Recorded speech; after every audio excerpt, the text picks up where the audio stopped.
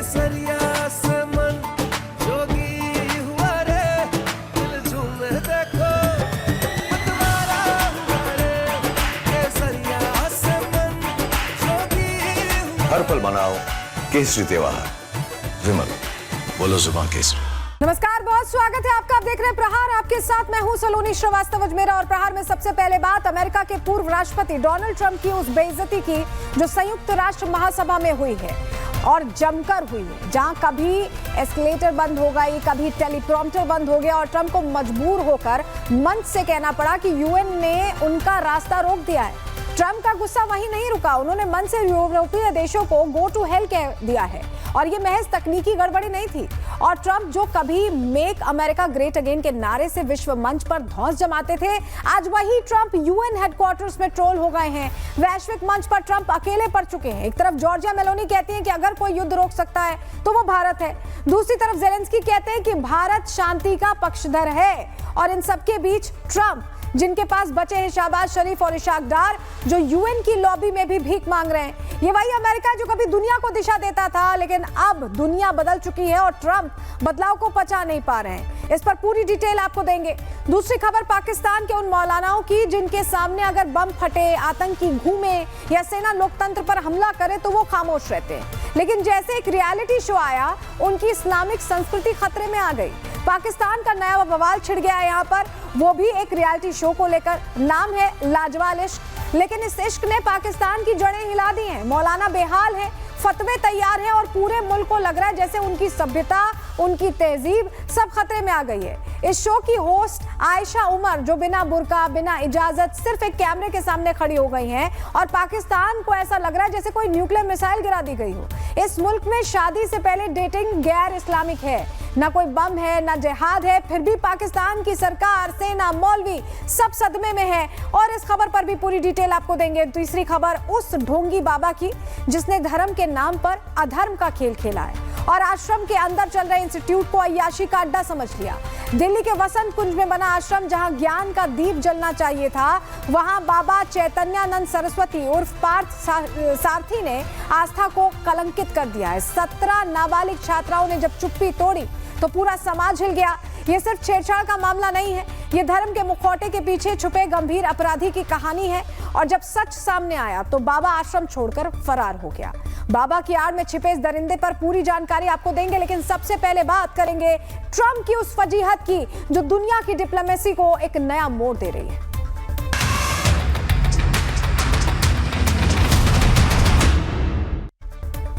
चलिए प्रहार की शुरुआत करेंगे और इससे पहले कि आपको मौलाना मसूद अजहर के आतंकी अड्डे का इंटीरियर दिखाएं और ट्रंप के साथ कैसे चतुर रामलिंगम कांड हुआ ये बताएं, आपको खबरों के एक वर्ल्ड टूर पर लेकर चलते हैं।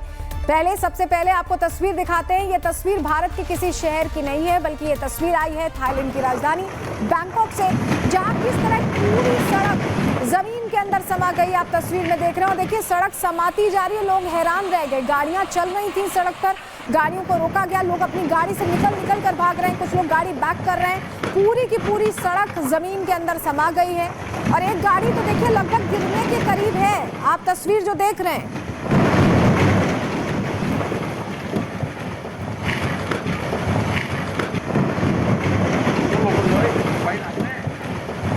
ये तस्वीर आपने देखी और सड़क के जमीन के अंदर समा जाने के बाद क्या हाल हुआ इस तस्वीर में आपने देखा है। और ये एक और तस्वीर देखिए, गाड़ी पूरी तरह से अंदर चली गई। ये गाड़ी कैसे गिरती है और अंदर चली जाती है। पूरी गाड़ी आपको सड़क के अंदर धंसी हुई नजर आ रही है, ऊपर से पानी बह रहा है और गाड़ी अंदर फंसी हुई है। और सोचिए अनगिनत गाड़ियां हो सकती थी। बहुत खैर की बात है कि कोई इसकी चपेट में नहीं आया, सिर्फ गाड़ी का नुकसान हुआ है, जान का भी नुकसान यहाँ हो सकता था।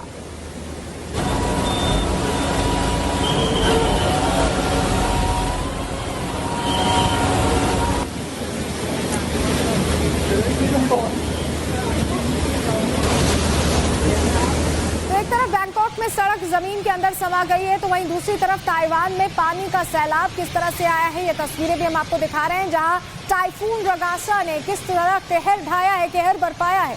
इसमें अब तक 14 लोगों की मौत हो चुकी है, 18 लोग घायल बताए जा रहे हैं। ये तूफान अपने साथ सब कुछ बहा ले गया।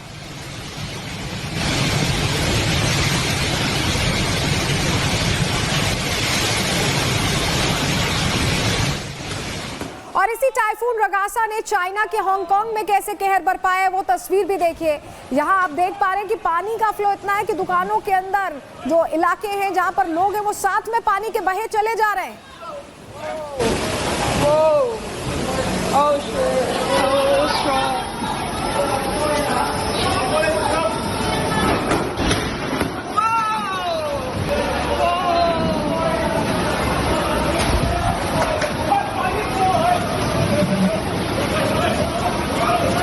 अब हांगकांग में पानी का सैलाब आया हुआ है तो दूसरी तरफ अमेरिका और वेनेजुएला के बीच टेंशन बढ़ चुकी है। लेकिन वेनेजुएला जिन चाइनीज हथियारों से मुकाबला करने की सोच रहा है उनका हाल देखिए। Chinese made JL-8 fighter jet को धक्का मारने के लिए लोकल लोगों का सहारा लेना पड़ रहा है। बहुत इंटरेस्टिंग तस्वीर है क्योंकि चाइनीज सामान कितना चलता है ये तस्वीर आपको बता रही है। देखिए लोग धक्का दे रहे हैं फाइटर जेट को।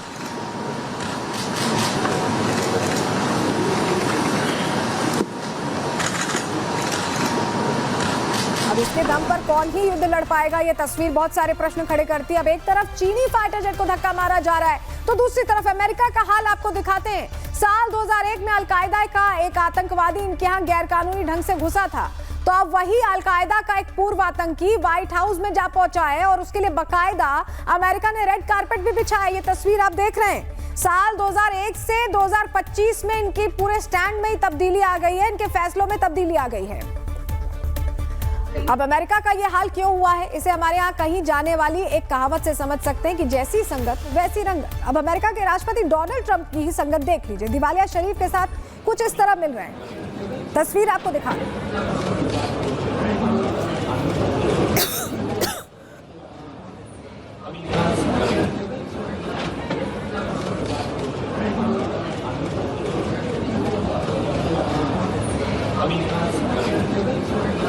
अब अमेरिका को शाहबाज से क्या ही काम पड़ सकता है, लेकिन हाँ शाहबाज ने जरूर अपना कटोरा आगे बढ़ा दिया होगा। अब ट्रंप की इन्हीं हरकतों को देखते हुए दुनिया नई सुपर पावर की तरफ देख रही है। आप विश्वास नहीं करेंगे लेकिन इंडोनेशिया जिसकी बहुसंख्यक आबादी मुसलमान है, उसी देश के राष्ट्रपति प्रबोवो सुबियांतो यूएन में संस्कृत के श्लोकों का उच्चारण कर रहे हैं और कह रहे हैं कि ओम शांति ओम। आपको सुनवाते हैं। Shalom. Om Santi, Santi, Santi, Om. Namo Buddhaya. Thank you very much. Om. Om Santi, Santi, Santi, Om. Namo Buddhaya. Thank you very much. अब सबसे बड़े मुस्लिम देश के राष्ट्रपति ओम शांति ओम का जयकारा लगा रहे हैं तो वहीं इटली की प्रधानमंत्री जॉर्जिया मेलोनी भी पूरी तरह भारत के पक्ष में आ चुकी हैं। एक तरफ जहां यूरोप के देश ट्रंप की हां में हां मिलाने में जुटे हुए हैं तो वहीं मेलोनी ने इससे अलग नरेंद्र मोदी को लेकर कह दिया है कि अगर युद्ध रुकवाने में कोई महत्वपूर्ण भूमिका निभा सकता है तो वो है भारत। मेलोनी जब न्यूयॉर्क में चल रही संयुक्त राष्ट्र महासभा में पहुंची तो एक सवाल के जवाब में उन्होंने खुलकर कह दिया कि मुझे लगता है कि भारत इस दिशा में बहुत महत्वपूर्ण किरदार अदा कर सकता है। Hi guys. I think can play a very important role. Hi guys. I think can play a very important role.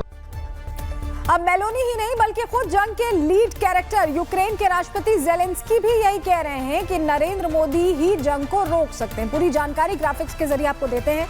दरअसल एक टीवी इंटरव्यू के दौरान जब जेलेंस्की से युद्ध को लेकर सवाल पूछा गया, क्योंकि युद्ध यूक्रेन और रशिया के बीच हो रहा है, तो ऐसे में जब जेलेंस्की से यह सवाल पूछा गया तो उन्होंने कहा कि ईरान साथ नहीं लेकिन भारत पूरी तरह हमारे साथ है। उन्होंने सीधे सीधे भारत का जिक्र किया है। यूरोप को भी भारत के साथ रहना चाहिए यह भी कहा जेलेंस्की ने। भारत से दूरी नहीं बनानी चाहिए। जेलेंस्की के इस बयान से ट्रंप की पोल खुल गई है। ट्रंप भारत पर ही युद्ध फंड करने का आरोप लगा रहे थे लेकिन जेलेंस्की उनसे अलग सोचते हैं। अब जेलेंस्की ने ट्रंप को तो एक्सपोज कर दिया लेकिन इसके पीछे की वजह क्या है तो इसका जवाब है प्रधानमंत्री नरेंद्र मोदी की डिप्लोमेसी। साल 2024 की तस्वीर हम आपको दिखा रहे हैं जब प्रधानमंत्री मोदी ने जेलेंस्की के कंधे पर हाथ रखा था और उसी दिन यह साफ हो गया था कि प्रधानमंत्री मोदी जंग नहीं शांति चाहते हैं। और इससे पहले साल 2023 में हिरोशिमा के अंदर जेलेंस्की से मुलाकात के समय भी पीएम मोदी ने यह साफ कर दिया था कि वो जंग रुकवाने के लिए हर मदद करेंगे। आपकी वेदना और यूक्रेन के नागरिकों की वेदना भली भांति समझ पाता था, उसका अंदाज लगा पाता था। और मैं आपको विश्वास दिलाता हूं कि इसके समाधान के लिए भारत और निजी रूप से मैं स्वयं, हमसे जो कुछ भी हो सकता है हम अवश्य करेंगे।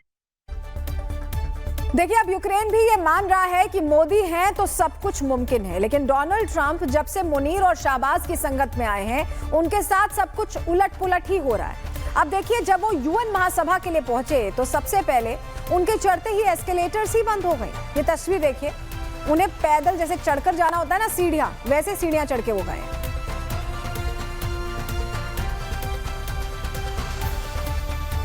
देखिए, एस्केलेटर्स बंद हो गई और उसके बाद उन्हें अब कैसे सीढ़ी चढ़ के जा रहे हैं। एस्केलेटर पर ऐसे सीढ़ी चढ़ना और मुश्किल होता है।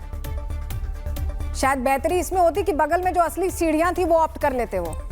अब एस्केलेटर बंद हुआ तो वहां तक तो फिर भी ठीक था, लेकिन इसके बाद ट्रंप को टेलीप्रॉम्प्टर भी किसी ने उनका बंद कर दिया। यानी जो स्पीच वो दे रहे थे और जिस टेलीप्रॉम्प्टर से देखकर पढ़ रहे थे, वो टेलीप्रॉम्प्टर ही बंद हो गया। ये उसी समय की तस्वीर है जो मैं आपको दिखा रहे हैं। एक्सप्रेशन देखिए डोनाल्ड ट्रंप के। And I don't mind making this speech without a teleprompter because the teleprompter is not working.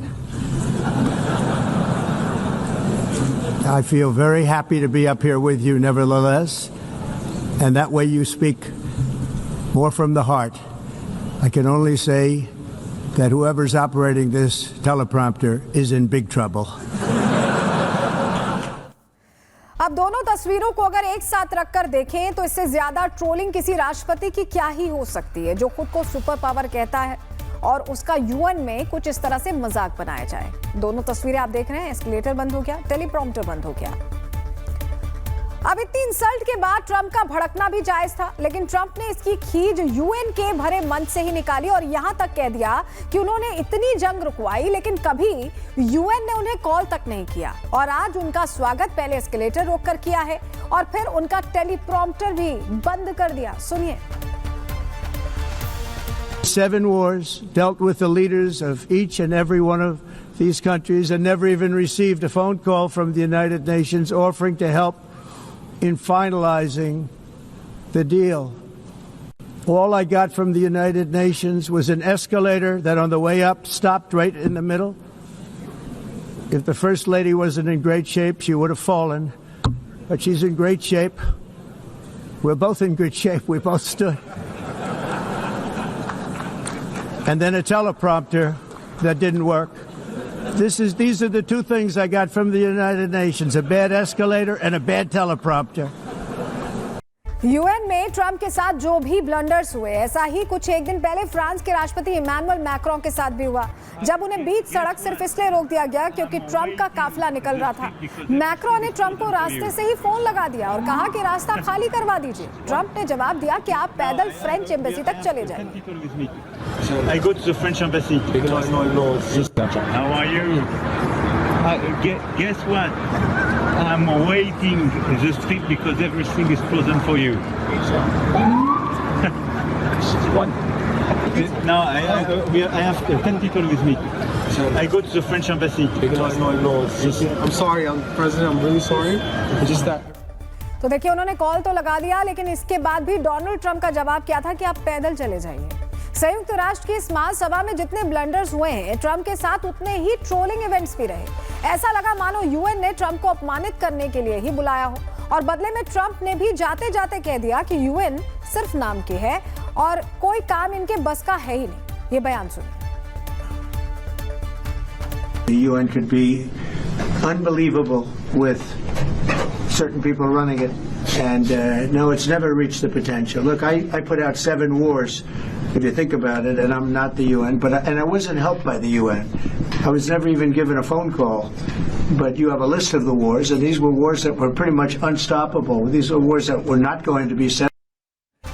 अब ट्रंप के साथ यूएन में क्या क्या हुआ है, ग्राफिक्स के जरिए पूरी टाइमलाइन आपको बताते हैं। यूएन में ट्रंप के साथ जमकर मजाक हुआ।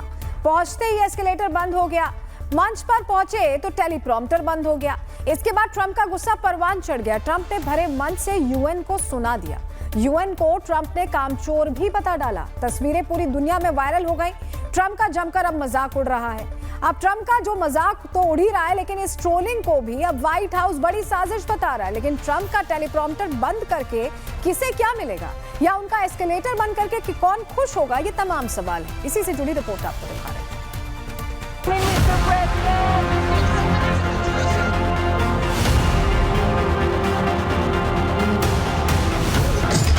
ट्रंप का एस्केलेटर किसने रोका?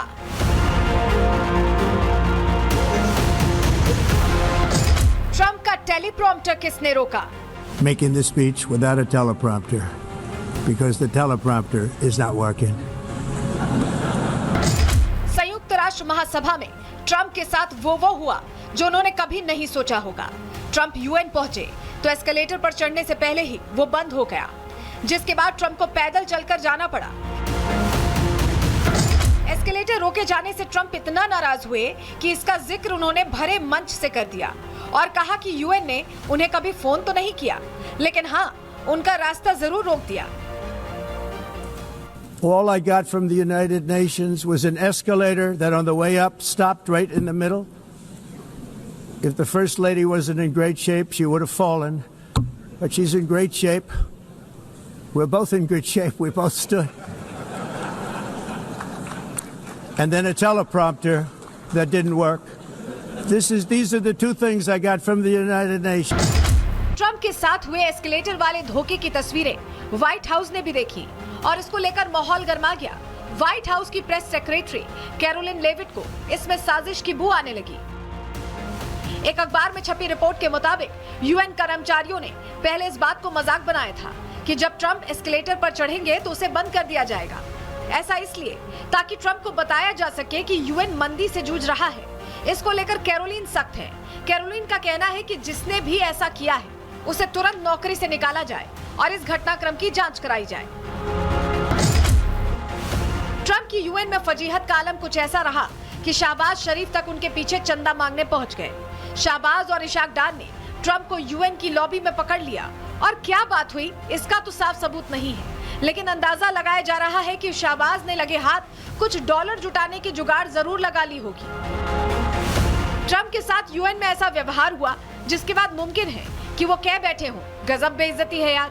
और शायद यही वजह है कि ट्रंप भरे मन से यूरोपीय देशों के लिए कह बैठे, go to hell. I'm really good at this stuff. Your countries are going to hell. In America, we've taken bold action to swiftly shut down uncontrolled migration. दरअसल ट्रंप की इस झल्लाहट की कई वजहें हैं।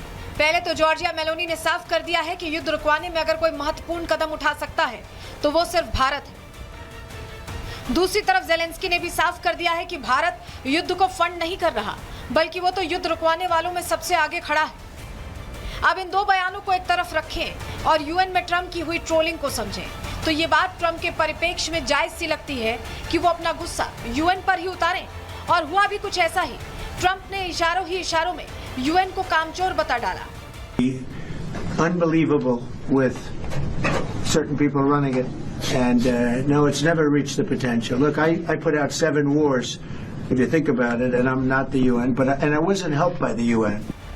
हालांकि जो यूएन कल तक अमेरिका के पक्ष में खड़ा नजर आता था, उसी यूएन को आज अमेरिका का राष्ट्रपति कामचोर बता रहा है। लेकिन एक सच तो ये भी है कि यूएन को जो जिम्मेदारी सौंपी गई थी वो उसने कभी पूरी की ही नहीं, वरना बीते 5 सालों में जितनी जंग हुई उनमें से कई को पहले ही रोका जा सकता था। और इसी बात का जिक्र विदेश मंत्री एस जयशंकर ने भी किया है। International organizations are being rendered ineffective or starved of resources. The building blocks of the contemporary order are starting to come apart, and the costs of delaying much-needed reforms is today starkly visible. अब यूरोपीय नेताओं को तेल पर ज्ञान देने के बाद, भारत जैसे मजबूत दोस्त पर टैरिफ गिरी झाड़ने के बाद, छोटे देशों को इग्नोर करने के बाद, शहबाज और मुल्ला मुनीर की सरपरस्ती में डोनाल्ड ट्रंप अमेरिका को कैसे ग्रेट बनाएंगे, ये बड़ा सवाल है। Bureau report, Republic Bharat. Vasant Kunj की अब बात कर लेते हैं, जहां पर धर्म का चोला पहनकर गंदा खेल खेला जा रहा था और जब इस पाखंडी बाबा के खेल का सच सामने आया तो हड़कंप मच गया। नामी आश्रम की आड़ में लड़कियों का शोषण यहां हो रहा था और आरोपी आश्रम संचालक चैतन्यानंद अब फरार बताया जा रहा है। क्या है पूरा मामला, इस रिपोर्ट के जरिए आपको बता रहे हैं।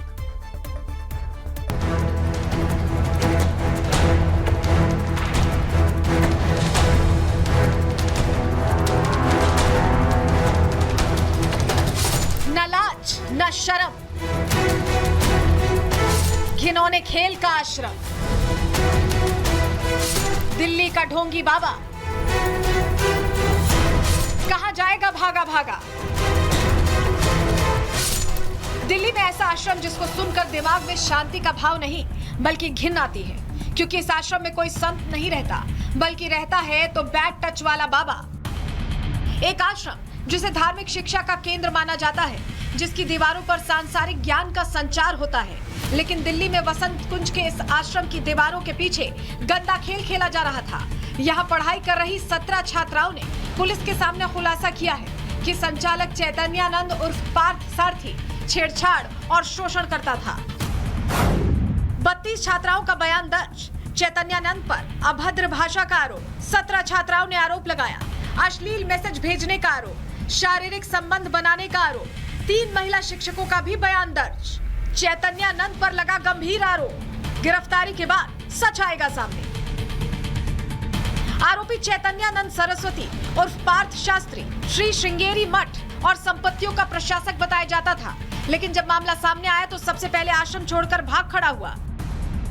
फरार हुए इस बाबा के पास से 9 अलग अलग डिप्लोमेटिक नंबर प्लेट्स भी मिली हैं। ये सभी नंबर प्लेट्स उसकी कार से बरामद की गई हैं। दिल्ली पुलिस सूत्रों के अनुसार आरोपी चैतन्यानंद सरस्वती का विवादों से पुराना नाता है। पहले भी कई आपराधिक मामले दर्ज हैं। 2009 में दिल्ली की डिफेंस कॉलोनी में धोखाधड़ी और छेड़छाड़ का एक मामला दर्ज किया गया था। 2016 में वसंत कुंज में एक महिला ने छेड़छाड़ का मामला दर्ज कराया था। पुलिस टीमों का सर्च ऑपरेशन, सूत्रों के मुताबिक पुलिस को आरोपी की आखिरी लोकेशन मिल चुकी है। उसकी लग्जरी कार जब्त कर ली गई है। कई टीमें लगातार छापेमारी कर रही हैं। जब पीएसवी के नॉर्थ में कंप्लेंट आई तो एफआईआर दर्ज की गई थी उपयुक्त सेक्शंस में बीएनएस के, और इन्वेस्टिगेशन अंडर प्रोसेस है। कितनी लड़कियां हैं मैम, क्या इन सभी के मजिस्ट्रेट के स्टेटमेंट आप लोगों ने दर्ज किए? नंबर हमारे लिए आपको बताना उचित नहीं होगा since investigation is still under way, but we are proceeding as per law और सबके स्टेटमेंट्स और बयान भी एज पर लॉ लिए जा रहे हैं। लग्जरी गाड़ी है, यूएन नंबर था उसको लेकर, क्या वो फ्रॉज नंबर था, उसका इस्तेमाल कर रहा था? वो जो गाड़ी है जो कि वोल्वो है उसको सर्च के दौरान पाया गया और उसके लिए एक एफआईआर दर्ज की गई। इसका मैम प्रीवियस रिकॉर्ड भी है, इसी तरीके से केसेस हुए? इन्वेस्टिगेशन अंडर वे है और we'll let you know as the investigation proceed. Police ने आरोपी पर धारा 164 सीआरपीसी के तहत यौन उत्पीड़न, छेड़छाड़, शोषण का केस दर्ज कर लिया है। वहीं आश्रम प्रबंधन ने आरोपी चैतन्यानंद को संस्थान से बाहर कर दिया है। प्रबंधन का कहना है कि किसी भी तरह की गंदी गतिविधियों को बर्दाश्त नहीं किया जाएगा। इस शर्मनाक करतूत के बाद लोगों का गुस्सा तेज है। लोगों का कहना है कि आश्रम जैसे पवित्र स्थल का इस्तेमाल यौन शोषण के लिए होना बेहद गंभीर अपराध है। आरोपी दोषी साबित होने पर कड़ी सजा का हकदार है। आश्रम की आड़ में धर्म का चोला पहनने वाला चैतन्यानंद फिलहाल पुलिस की गिरफ्त से बाहर है, लेकिन उसके खिलाफ 17 छात्राओं के गंभीर आरोप पूरे समाज को झकझोरने वाले हैं। अब बड़ा सवाल यह है कि कब तक धर्म की आड़ में गंदे खेल चलते रहेंगे।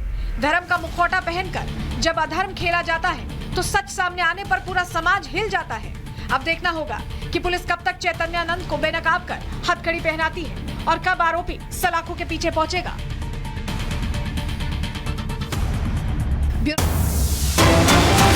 और इस बीच बड़ी जानकारी मिल रही है, रिपब्लिक भारत के पास पीड़िता की शिकायत कॉपी आ गई है। चैतन्यानंद के खिलाफ पुलिस को इसने शिकायत दी थी। पीड़िता ने 17 लड़कियां हैं जो शिकायत दे रही, इनमें से एक की पीड़िता की शिकायत कॉपी हमारे पास है और मजिस्ट्रेट के सामने बताया जा रहा है पीड़िता ने बयान अपना दर्ज करा लिया है। अब इस मामले में कैसे कार्रवाई होती है इस पर हमारी नजर रहेगी।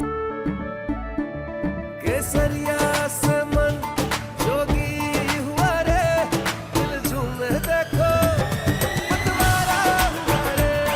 केसरिया से मन जोगी हुआ। हर पल मनाओ केसरी त्योहार। विमल, बोलो जुबान केसरी।